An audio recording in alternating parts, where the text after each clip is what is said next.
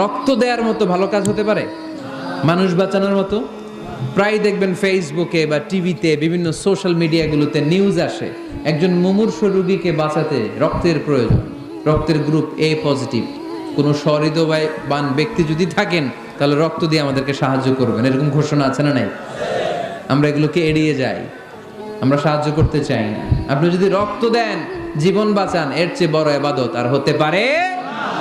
আপনি যদি নলকূপ স্থাপন করে দেন, হাজার হাজার পথিক এই নলকূপের পানি খেয়ে তৃষ্ণা নিবারণ করবে, এটাও ইবাদত, ঠিক কিনা? এজন্য মুমিন বান্দার দ্বিতীয় গুণ আল আবিদুনা, মুমিন বান্দা একজনের খুশির জন্য ইবাদত করে, তিনি কে? আমরা সব করি কার খুশির জন্য? এজন্য আল্লাহ বললেন, কুল ইন্না সলাতি ওয়া নুসুকি ওয়া মাহইয়ায়া ওয়া মামাতি লিল্লাহি রাব্বিল আলামিন।